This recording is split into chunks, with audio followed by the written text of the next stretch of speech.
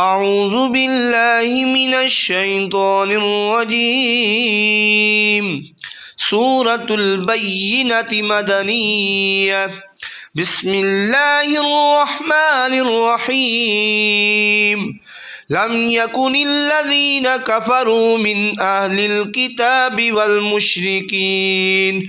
والمشركين منفكين حتى تأتيهم البينة۔ اہل کتاب میں سے جو لوگ کافر ہو گئے اور مشرکین اس وقت تک کفر سے الگ ہونے والے نہ تھے جب تک ان کے پاس روشن دلیل نہ آ جاتی۔ رسول من اللہ یتلو صحفا مطہرہ، وہ دلیل اللہ تعالیٰ کی طرف سے رسول آخر الزماں صلی اللہ علیہ وآلہ وسلم ہیں جو ان پر پاکیزہ اوراق قرآن کی تلاوت فرماتے ہیں۔ فیہا کتب قیمہ، جن میں درست اور مستحکم احکام درج ہیں۔ وما تفرق الذین اوتوا الکتاب الا من بعد ما جاءتهم البینہ، ان اہل کتاب میں نبی آخر الزماں صلی اللہ علیہ وآلہ وسلم کی نبوت و رسالت پر ایمان لانے اور آپ کی شان اقدس کو پہچاننے کے بارے میں پہلے کوئی پھوٹ نہ پڑی تھی، مگر اس کے بعد کہ جب بعثت نبوی صلی اللہ علیہ وآلہ وسلم کی روشن دلیل ان کے پاس آ گئی تو وہ باہم بٹ گئے، کوئی ان پر ایمان لے آیا اور کوئی حسد کے باعث منکر و کافر ہو گیا۔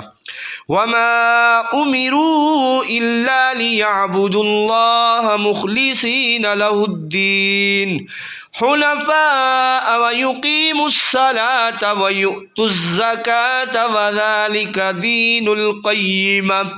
حالانکہ انہیں فقط یہی حکم دیا گیا تھا کہ صرف اسی کے لیے اپنے دین کو خالص کرتے ہوئے اللہ کی عبادت کریں، ہر باطل سے جدا ہو کر حق کی طرف یکسوئی پیدا کریں اور نماز قائم کریں اور زکوٰۃ دیا کریں، اور یہی سیدھا اور مضبوط دین ہے۔ ان الذين كفروا من اهل الكتاب والمشركين في نار جهنم خالدين فيها اولئک هم شر البریہ، بے شک جو لوگ اہل کتاب میں سے کافر ہو گئے اور مشرکین سب دوزخ کی آگ میں پڑے ہوں گے، وہ ہمیشہ اسی میں رہنے والے ہیں، یہی لوگ بدترین مخلوق ہیں۔ ان الذین آمنوا وعملوا الصالحات اولئک هم خیر البریہ، بے شک جو لوگ ایمان لائے اور نیک عمل کرتے رہے وہی لوگ ساری مخلوق سے بہتر ہیں۔ جزاؤہم عند ربہم جنات عدن تجری من تحتها الانہار خالدین فیہا ابدا رضی اللہ عنہم ورضوا عنہ